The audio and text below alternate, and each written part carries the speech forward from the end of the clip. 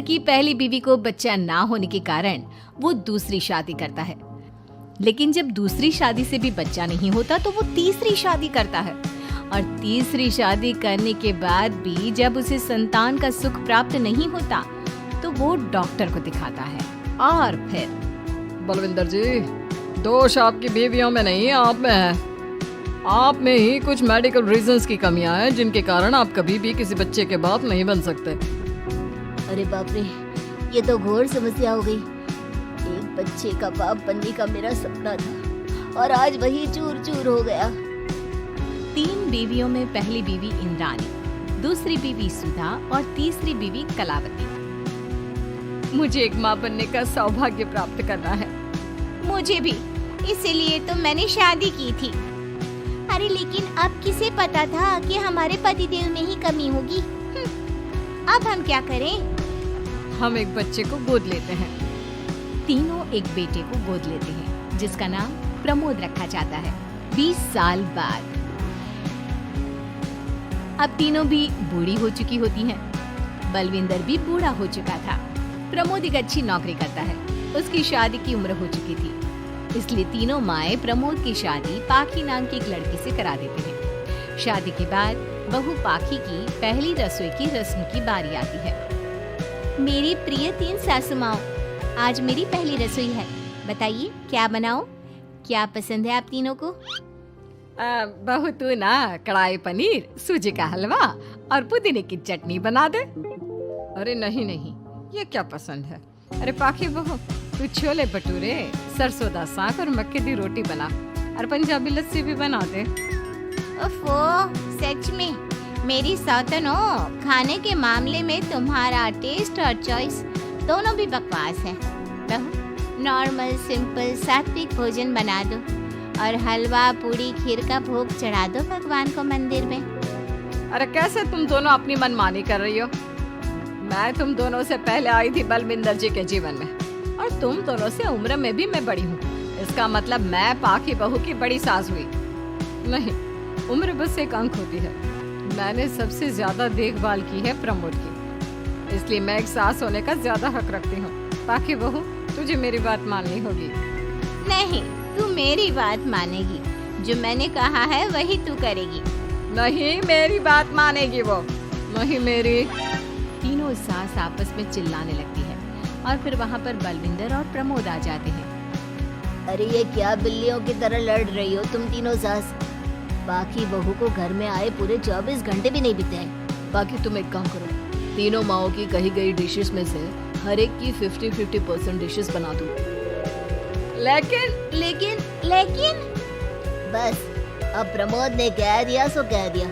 तुम तीनों अब झगड़ना और बहस करना बंद कर दो। पाखी तीनों सासों की कही गई आधी आधी डिशेस बनाती है और इस तरह अपनी पहली रसोई की रस्म पूरी करती है, जिसके बाद उसकी तीनों सास उसे शगुन और नेक देती हैं। फिर एक दिन, अरे पाखी बहू, तुमने अपना सारा काम निपटा लिया है ना? जरा यहाँ आना। मेरे ना घुटनों की मांसपेशियों में बड़ा दर्द हो रहा है। जरा तेल या बाम से मालिश तो कर दे बेटा। तभी वहाँ पर इंद्राणी और कलावती भी आते हैं। पाखी बहू, चलो मेरे साथ बाजार। मुझे ना नई साड़ियाँ खरीदने हैं। तुम्हारी फैशन सेंस बहुत अच्छी है ना, इसलिए मैं चाहती हूँ कि तुम मेरे साथ चलो। अरे पर मैं यहाँ पे पहले आई, तुम्हारे साथ ही सही, लेकिन मेरी स्पीड सबसे तेज थी। पाखी बहू, मेरे कमरे की अलमारी और पर्दे साफ कर दो ना, बहुत धूल जम गई है। मुझे खांसी भी आ रही है। अरे ऐसे कैसे तुम दोनों मेरी बहू को अपने साथ ले जा सकती हो? सबसे पहले मैंने बहू को कहा है कि वो मेरे घुटनों की मालिश कर दे। अब जाओ, 1 घंटे के बाद अपनी ये फीकी शक्लें लेकर फिर से आना। सुधा मैडम, ज्यादा ना बोलो। पाखी बहू को तुम दोनों से ज्यादा नेक दिया है मैंने, इसलिए पाखी बहू तो मेरा ही काम करेगी। और वैसे भी ये सुशील सर्वगुण संपन्न बहू अपनी इस बेचारी बूढ़ी सास को खांसते हुए कैसे देख सकती है? क्यों पाखी बहू? हाँ, पर नहीं पाखी बहू, तुम इन दोनों की भावनाओं के जाल में मत फंसो। और रही बात शगुन और नेक की, तो रिश्तों को प्यार के भाव से तोला जाता है, ना कि पैसों के भाव से। मतलब ये कहीं के। ओ इंद्रानी, ज्यादा मत उछलो, पता है कौन कितना मतलबी है। ओफो, अब फिर से आप तीनों मत शुरू होइए। मैं आप तीनों की काम करूंगी, लेकिन बारी बारी। सबसे पहले सुधा सासू माँ का, फिर कलावती सासू माँ और फिर इंद्रानी सासू माँ का। इसके बाद तीनों सासू में फिर से लड़ाई और कहासुनी छिड़ जाती है। फिर एक दिन जब पाखी घर का किराने का सामान लेने बाहर निकल रही होती है कि तभी बहू, मुझे ना मेरा पुराना संदूक नहीं मिल रहा, तू आकर ढूंढ देगी क्या? अब ठीक है इंद्रानी सासू माँ।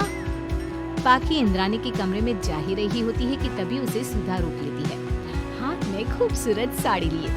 पाखी बहू, ये मेरे ना साड़ी पर पिछली बार अचार गिर गया था, इसे प्लीज अच्छे से धो देना। वो कल शाम को विमला जी के बेटे की शादी में जाना है ना, एक ही बार पहनी है ये साड़ी मैंने।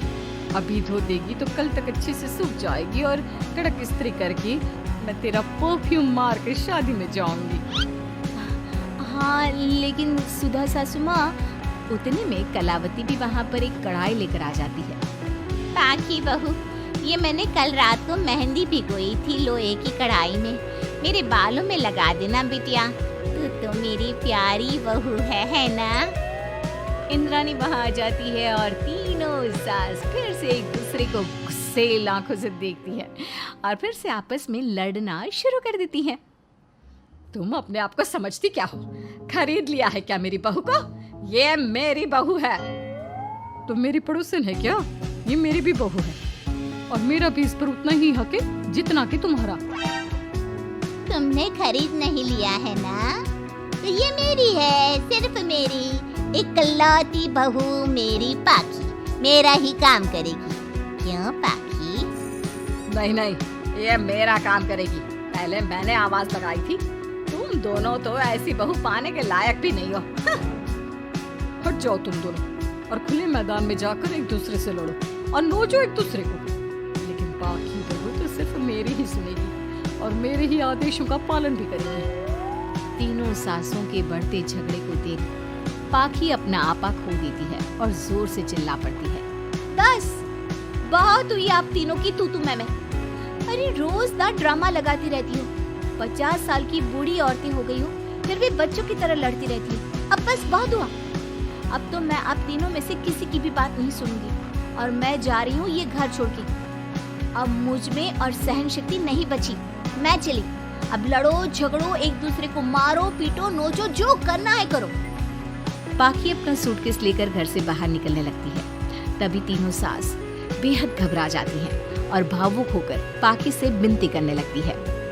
पाखी बहू हमें छोड़कर मत जाओ ऐसे। अरे हम तुम्हारे बिना मर जाएंगे। इतने कम समय में ही तुम हम सबकी जीने की वजह बन चुकी हो। माफ कर दो हमें बेटा।